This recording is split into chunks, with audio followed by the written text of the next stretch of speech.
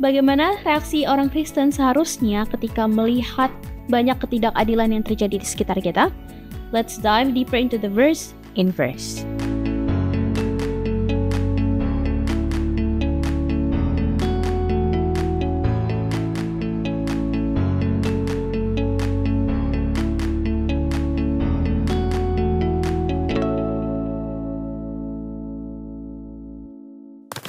Selamat datang pada diskusi Alkitab Pemuda Inverse, dan kali ini kita sudah sampai pada episode kedua dari seri pelajaran yang baru, yaitu seri Kitab Keluaran. Dan hari ini kita belajar dari Keluaran pasal yang kedua dengan judul Mencoba dengan Cara Sendiri. Nah, untuk memperoleh pengalaman yang lebih mendalam, kami mengundang sahabat Inverse untuk boleh membaca secara pribadi, mempelajari secara pribadi buku pedoman Inverse sebelum atau sesudah juga menonton video ini.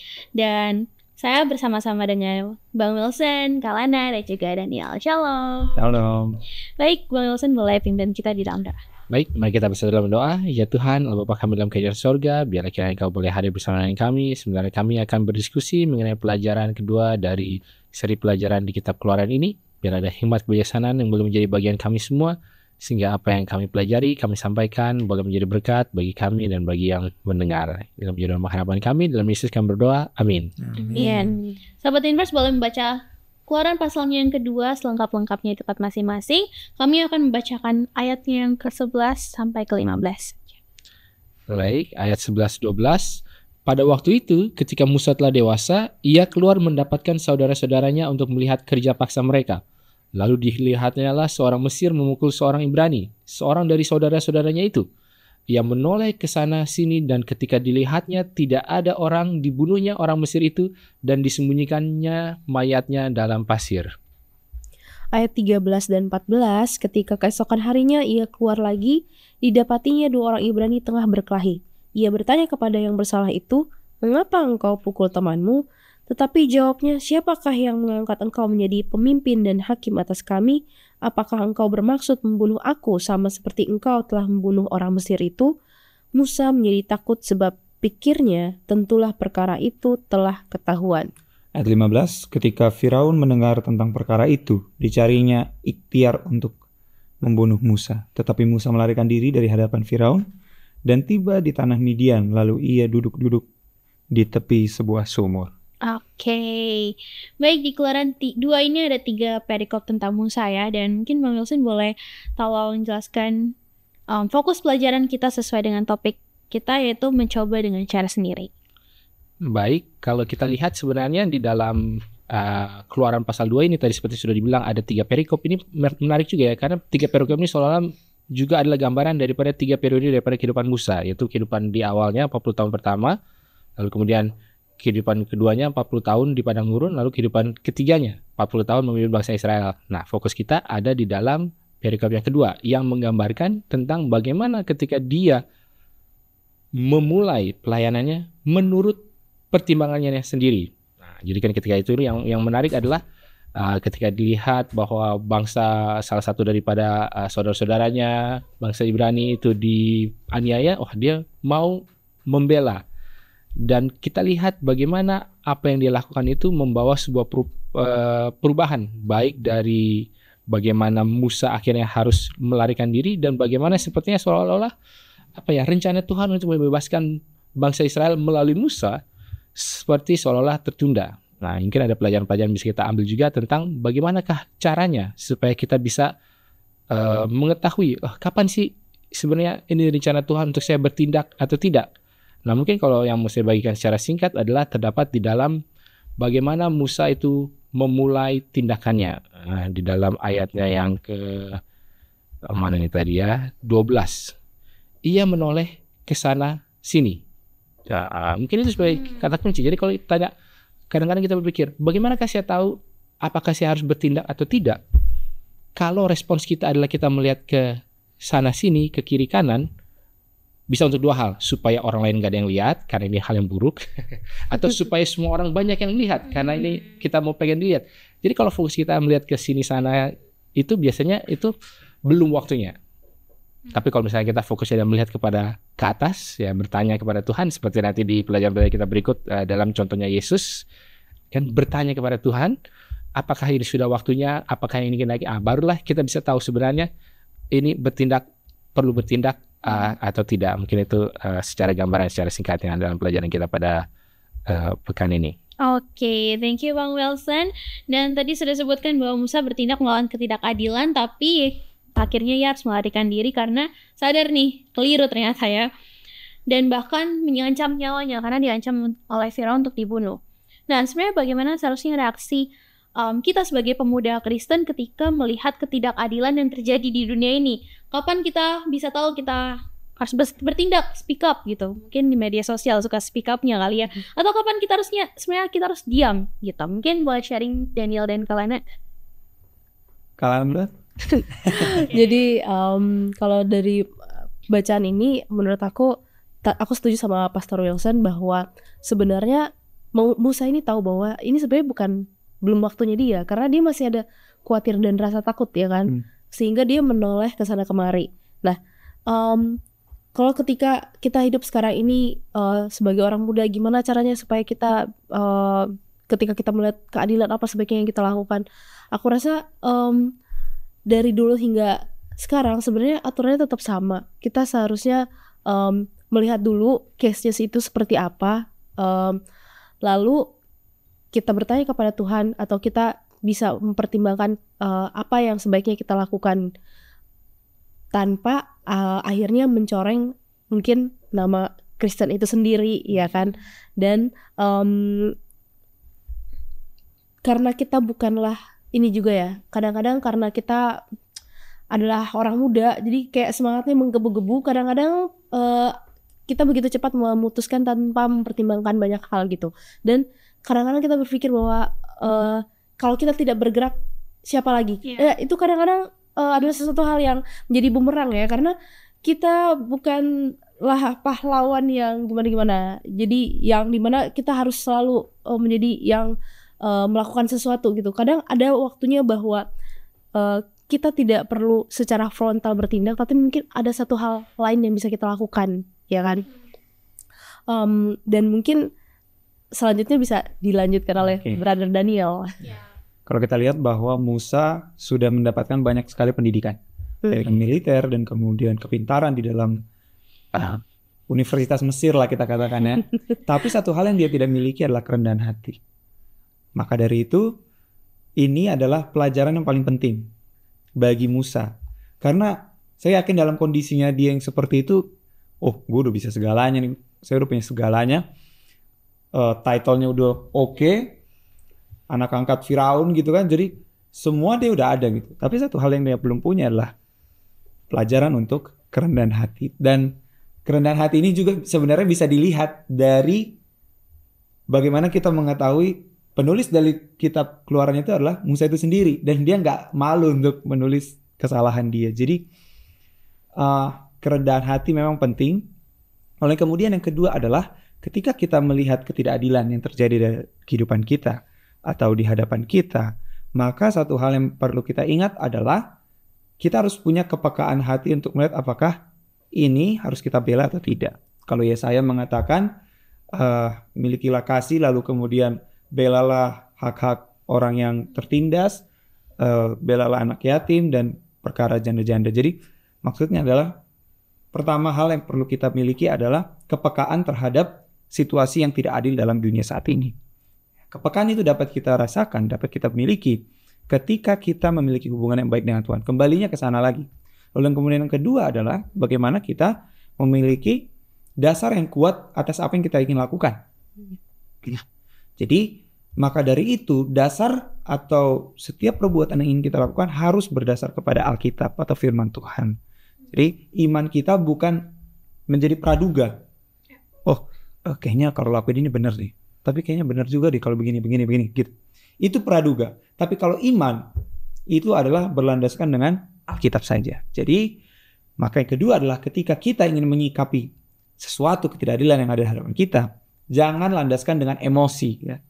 Jangan landaskan dengan emosi, dengan praduga sesaat, tetapi milikilah iman, lalu kemudian balik lagi kepada firman Tuhan. Apakah yang firman Tuhan katakan mengenai kondisi seperti ini, dan itulah yang harus kita lakukan. Karena di satu sisi kalau kita lihat Yesus juga melihat ketidakadilan ketika ada di bait suci ya. Orang-orang berjualan di sana, dia juga marah gitu.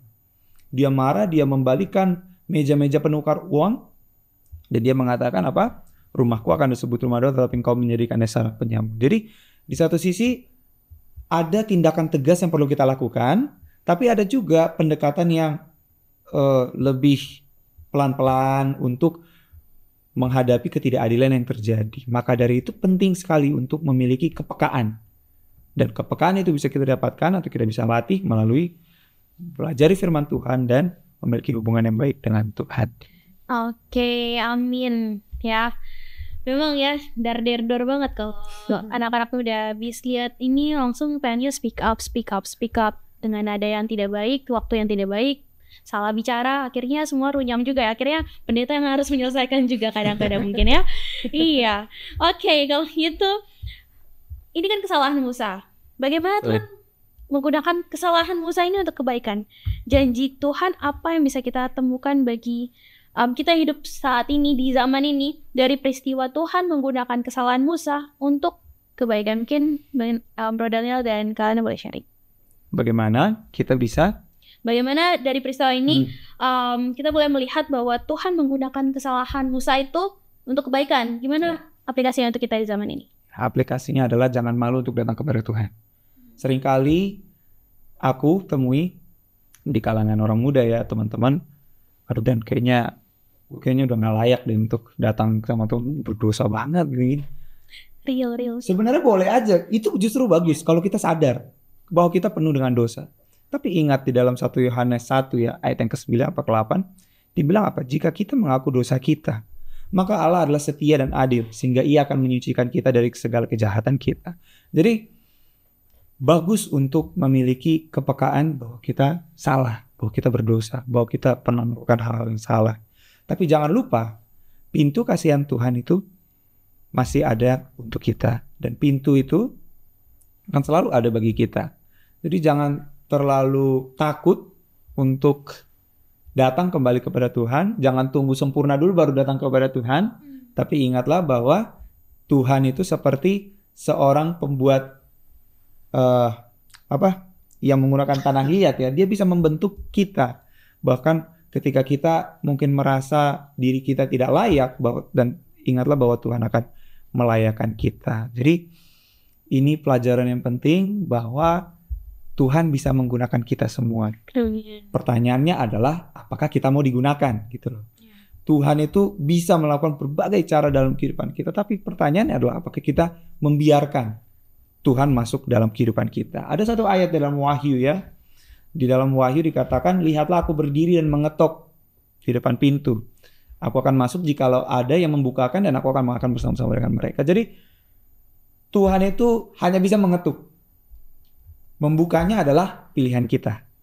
Dan maka dari itu penting bagi kita untuk datang kepada Tuhan sebagaimana kita ada. Tidak perlu menunggu kita merasa sempurna dulu. Datang kepada Tuhan dan Tuhan akan menyempurnakan kita dengan kasih-Nya. Amin. Kalau saya percaya bahwa tidak ada yang kebetulan di dunia ini. Jadi sebenarnya ketika Musa membunuh orang Mesir itu juga sebenarnya bukan kebetulan memang. Bisa aja kan sebenarnya Tuhan mencegah hal tersebut, apa yang tidak bisa Tuhan lakukan, tetapi Tuhan biarkan. Kenapa? Karena mungkin Tuhan melihat dan Tuhan ingin mengajar Musa ini untuk bisa menjadi pemimpin yang baik. Jadi ketika dia melakukan kesalahan tersebut, dia pergi menghabiskan waktu hidup di padang gurun dan akhirnya dia sambil menggembalakan domba, disitulah dia belajar bagaimana menjadi seorang pemimpin yang baik. Mungkin kalau dia tetap stay di Mesir, mungkin ya dia akan diajarkan sebagai seorang pemimpin, tapi pemimpin dalam point of view dunia versi Mesir, di mana Tuhan sebenarnya pengen mengajarkan Musa ini adalah sebagai seorang pemimpin rohani yang membawa umat-umat Tuhan kembali kepada Tuhan gitu. Kadang kita berpikir, padahal simpel banget, kenapa Tuhan gak biarkan dia jadi raja di Mesir? Lebih gampang kan? Daripada harus nunggu beberapa tahun lagi dia jadi penggembala dulu, baru balik lagi, baru menghabiskan berapa lama lagi. Tapi ya itulah Tuhan kita, dia punya cara-cara yang di luar pemikiran kita, tetapi endingnya adalah yang terbaik. Amin. Oke, thank you Kak Alana dan Daniel. Dan kita boleh lihat juga di bagian invite, kita boleh melihat perbandingan antara Musa dan Yesus ya, Pastor. Dimana Yesus itu tidak bergantung pada diri sendiri dan memilih jalan yang mudah. Sedangkan Musa dengan akal pendeknya, oh ya yang penting cepat selesai, dapat keadilan, sudah gitu kan. Dalam cara apa mungkin kita sebagai orang muda ini sering dicobai untuk memilih jalan yang lebih mudah dan bergantung pada manusia saat ini. Ya mungkin kalau dalam cara apa, biasanya kan adalah ketika godaan itu datang, biasanya godaan itu menawarkan sesuatu, kan, dan bisa menawarkan sesuatu yang kita bisa bilang adalah instant gratification, ya. Baik kalau dalam pencobaan di padang gurun, 3 pencobaan itu, ya pencobaan yang pertama kan, wah ketika lagi lapar, wah apa pembunuhannya? Apakah memang kebutuhan yang paling utama adalah akan roti? Sebenarnya kita bisa bilang iya, ini memang butuh roti. Jadi itu bukan sesuatu hal yang salah, dan banyak kali juga kita juga perlu berhati-hati. Seringkali di dalam kehidupan orang muda, segala macam kebutuhan itu adalah kebutuhan yang valid dan memang harus dipenuhi. Tapi, bagaimana cara pemenuhannya? Nah, ini baik dalam kebutuhan pekerjaan, dalam kebutuhan di dalam mencari pasangan hidup, ya, di dalam mencari, ini kan kebutuhan yang perlu dan perlu ada penyediaannya. Nah, bagaimana caranya? Kalau di dalam kisah Yesus kita tahu bahwa caranya adalah yang sesuai dengan firman Tuhan. Jadi dia mencari, dia menggunakan firman Tuhan untuk mengetahui bahwa manusia bukan hidup dari roti saja, tetapi dari setiap firman yang keluar dari mulut Allah. Lalu kemudian mungkin yang dua lagi, pencobaan yang kedua, jatuhkan dirimu dari bumbungan bait suci. Ini bagaimana? Supaya kelihatan hebat, supaya kamu bisa menunjukkan bahwa Allah menjaga kamu, bahwa kamu tidak akan celaka. Banyak hal yang ingin kita lakukan yang kadang-kadang seperti itu juga. Kenapa kita mengambil risiko yang tidak perlu? Karena kan saya kan punya Tuhan. Nah, ini juga harus berhati-hati. Apakah ini sesuatu yang memang berdasarkan iman, ataukah ini suatu presumptions yang kita miliki? Lalu kemudian mungkin yang ketiga adalah kalau kita menyembah, cobaannya adalah kalau sujud menyembah maka semua ini akan diberikan. Kadang-kadang Yesus mengetahui bahwa dia perlu memenangkan dunia, kan? Tapi caranya bagaimana? Kalau yang setan bilang gampangnya udahlah kita ikutan aja, joinan aja sama saya, tidak akan ada masalah. Tapi kan bukan itu caranya. Itu mungkin jadi caranya bagaimana. Dan untuk mengetahui caranya bagaimana dan apa rencananya, mungkin kita harus melihat kepada ketika Yesus di Taman Getsemani, kan, ketika dia berdoa, kan, ada keinginan yang ingin dia supaya terjadi. Bila mana mungkin, bila cawan ini berlalu. Tapi kemudian kan dia selalu membungkusnya atau menutupnya dengan tapi bukan kehendakku yang jadi, melainkan kehendakmu lah yang jadi. Nah, bagi orang muda sebenarnya perlu menyadari kebutuhan yang harus kita cari, kita capai, tetapi cara pemenuhannya seperti apa dan apakah itu adalah kehendak Allah. Kalau itu bisa kita lakukan, ya mungkin kita bisa terhindar daripada pengalaman-pengalaman seperti Musa yang seperti tadi sudah disinggungkan, tidak berkomunikasi dengan Allah, tapi mengandalkan dirinya dan mungkin melihat apa pandangan orang lain dan tidak mencari apa pandangan Allah terhadap apa yang akan dia kerjakan itu. Amin. Oke, sahabat Inverse, kita akan lanjutkan setelah yang satu ini. Bosen, ngantuk, malas, nggak ngerti. Apakah kata-kata ini keluar ketika kamu mendengar kata Bible Study? Belajar Alkitab harusnya menjadi suatu hal yang menyenangkan. Tapi kenapa rasanya susah sekali untuk memulai? Apa yang salah? Apa yang harus dilakukan agar belajar Alkitab rasanya tidak begitu-begitu saja? Banyak orang bilang ada banyak jalan menuju Roma.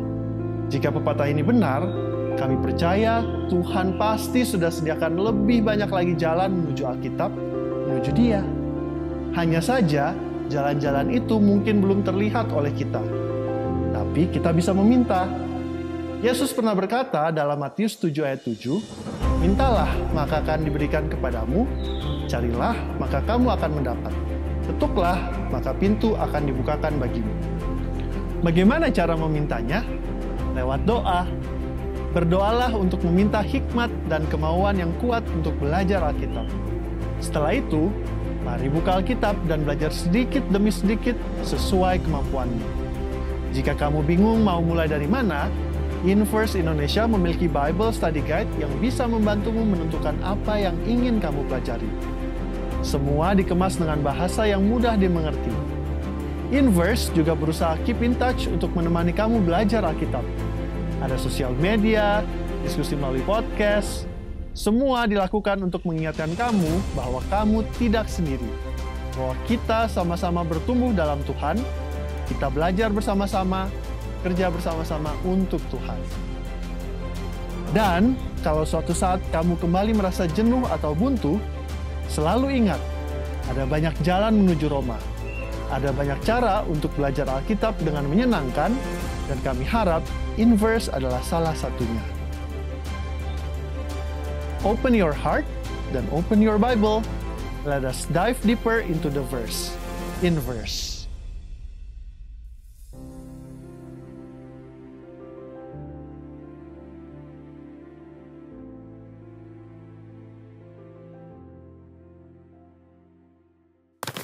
Baik, terima kasih sahabat Inverse untuk tetap bersama-sama dengan kami. Oke, dalam pelajaran pekan ini kita juga melihat bahwa Ibu Musa membentuk karakter dari Musa itu sendiri. Nah, mungkin Kak Lana boleh sharing terkait bagaimana orang tua kakak boleh mempersiapkan kakak untuk meninggalkan zona nyaman masa kecil dan menghadapi tantangan dari ide-ide yang bertentangan dengan pandangan Kristen. Mungkin salah satunya yang saya ingat banget, karena ini yang selalu di-highlight sama mama saya khususnya, bahwa apapun yang terjadi, mau waktu kamu sekolah atau nanti kamu kerja, pokoknya jangan pernah mau bekerja pada hari Sabat. Lebih baik kamu mati kelaparan, kamu gak lulus sekolah daripada kamu mengabaikan hari Sabat. Jadi kalau gak lulusnya karena hari Sabat gak apa-apa, tapi kalau karena nilai jelek itu yang masalah. Itu dari aku. Oke, thank you for sharing Kak Lana. Dan dari pelajaran tentang Musa ini, di pelajaran kedua ini kita melihat bahwa Tuhan telah membawa kebaikan dari keputusan-keputusan buruknya Musa gitu ya. Nah, mungkin boleh sharing Dok Daniel terkait dengan hal ini. Oke. Kalau aku ya Kak, sekarang kan masih masa-masa kuliah juga. Dan kami ini, aku kuliah itu di Unai dan kami berasrama. Dan menurut aku asrama itu menyenangkan ya, karena ketemu teman tiap hari, terus ya main bareng, makan ke dining bareng, jadi seru gitu. Dan satu kali malam ini sebenarnya udah jam tidur gitu loh, tapi ya gitu aku males, jadi kayak masih mau main, masih mau nonton. Lalu kemudian temanku datang. Ya, dia cerita, tapi karena dia cerita, aku juga jadi terpancing untuk cerita yang seharusnya sebenarnya nggak perlu diceritain gitu. Jadi seringkali aku nih oversharing sama orang Kak.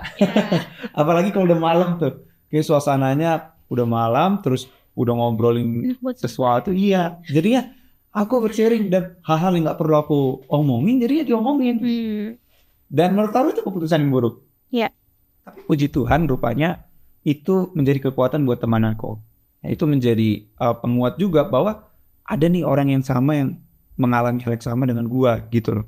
Jadi yang mungkin di awal aku merasa oversharing ini gak baik ya, buruk. Tetapi puji Tuhan karena kami akhirnya bertukar pikiran, lalu dia juga menjadi dikuatkan dari kesaksian yang aku alami, yang aku miliki. Gitu sih. Okay, thank you for sharing ya Daniel. Gak oversharing kan ini? Enggak. Oke. Dan dari Musa ini kita juga melihat bahwa dia sebenarnya beraksi seperti itu karena ada ketidakadilan yang ingin dia lawan. Nah, Pastor Wilson, apa mungkin pengalaman Anda dalam menghadapi atau melawan ketidakadilan yang pernah terjadi dalam kehidupan? Ya mungkin kalau ketidakadilan, ya pasti harusnya ketidakadilan yang kita lihat terhadap orang lain ya. Kalau kita keadilan yang kita alami sendiri, wah, memang harus dilawan itu. Dan kalau melawan itu sepertinya ya refleks. Tapi mungkin tanpa oversharing. Jadi suatu ketika adalah suatu masalah dengan satu orang ini kan. Lalu kemudian bagaimana orang ini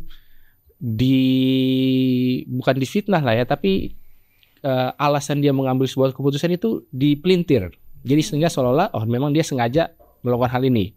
Padahal saya tahu pasti bahwa orang ini tidak punya keinginan untuk melakukannya sesuai dengan apa yang dipelintir oleh si orang ini gitu. Tapi orang ini kebetulan lagi nggak ada. Sementara ini lagi dibahas di dalam suatu forum lah ya kan. Jadi tidak ada yang membela gitu kan. Nah, disitulah kita perlu untuk speak up.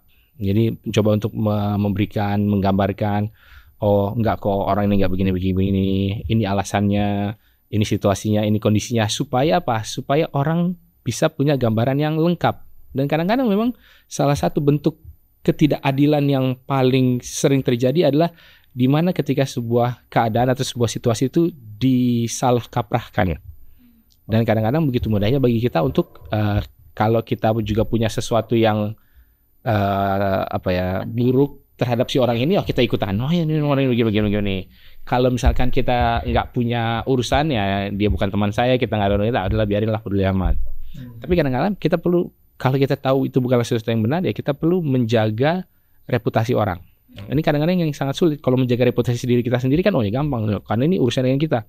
Tapi ketika kita mencoba untuk menjaga reputasi orang yang diperlakukan secara tidak adil, kadang-kadang kita juga bisa kena. Nah itu kan, kita juga akhirnya ikut diserang,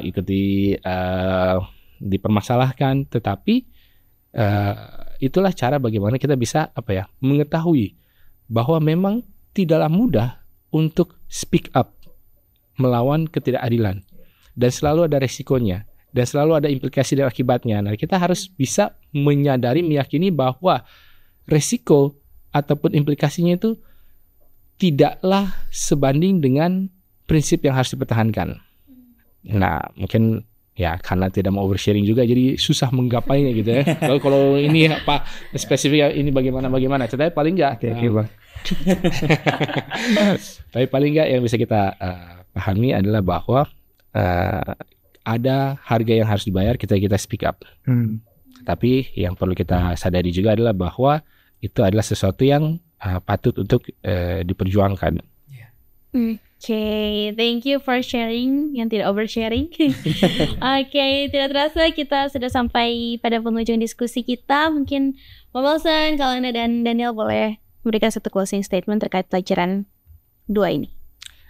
Mungkin kalau closing statement dari saya adalah bahwa seringkali sangat mudah bagi kita untuk mencoba, ini agak memberikan gambaran yang membuat pagar dari ujung sebelahnya lagi ya. Kadang-kadang kita terlalu semangat untuk membela tanpa kita tahu apakah caranya ini benar, apakah waktunya ini tepat, apakah orangnya tepat. Nah ini kadang-kadang juga menjadi sebuah dilema juga bagi kita. Dan makanya sangat butuh kita punya suatu hubungan yang dekat dengan Tuhan, sehingga Roh Kudus bisa berbicara kepada kita, sehingga ada hikmat kebijaksanaan dan juga kuasa ketika kita menjalankan ini. Dan barulah kita bisa mengatakan, oh ya, saya melakukan ini bukan karena keinginan saya, bukan karena saya mengandalkan kekuatan saya sendiri. Dan itulah yang mungkin perlu dipelajari oleh Musa pada saat itu. Dan pelajaran yang dia harus pelajari selama 40 tahun berikutnya. Jadi kita juga perlu berhati-hati terhadap itu. Kalau dari aku, hati-hati untuk terlalu inisiatif. Inisiatif itu bagus, tapi kalau terlalu itu berakibat buruk. Kalau kita ingat ada beberapa pelajaran lain lagi yang kayak Saul. Terus kalau kita masih mengingat pelajaran di kuarter sebelumnya mengenai Raja Usia, bagaimana karena dia terlalu inisiatif ya kan, dia tidak sabar untuk menunggu. Dia menggantikan pekerjaan yang seharusnya dikerjakan oleh orang lain sehingga dia terkena kutuk. Jadi berhati-hati ketika kita, mungkin niat kita baik, tapi ketika kita the way kita melakukannya salah, itu akan mengakibatkan hal yang tidak baik juga pada akhirnya. Oke, kalau dari aku mau menyorot dari sisi kesalahan Musa yang meskipun fatal, tapi Tuhan tetap mempergunakan dia. Jadi ini pelajaran penting juga buat teman-teman, khususnya orang-orang muda, bahwa ya pasti kita punya ada perilaku atau tindakan di masa lampau yang kita lakukan salah, tapi ingatlah bahwa Tuhan selalu mengundang kita dan Tuhan akan selalu memperlengkapi kita dengan jubah kebenarannya. Jadi jangan pernah ragu untuk datang kepada Tuhan sebagaimana kita ada. Amin. Baik. Terima kasih untuk para panelis. Mungkin kalian boleh berdoa. Baik, mari kita berdoa. Bapa kami yang di surga, kami kembali datang kepada Engkau. Terima kasih Bapa untuk pelajaran yang indah bagi kami. Kiranya Engkau membantu kami agar kami boleh belajar dari sejarah-sejarah yang telah kami dapat Biarlah kami boleh menjadi orang-orang yang selalu bergantung kepada Engkau, selalu bertanya kepada Engkau Bapa apa yang harus kami lakukan untuk kehidupan kami masing-masing. Memberkati kami semua pada saat ini dan juga pemirsa di rumah, agar biarlah pelajaran ini boleh menguatkan iman kami. Terima kasih Bapak karena Engkau telah mendengar dan menjawab doa kami. Di dalam nama Yesus kami sudah berdoa, amin. Amin. Baik, terima kasih Bang Wilson, Kalana, dan juga Daniel. Terima kasih juga pada seluruh sahabat Inverse yang telah menyaksikan episode kedua ini. Sampai jumpa pada episode berikutnya. Tuhan Yesus memberkati. And remember to always dive deeper into the verse. Inverse.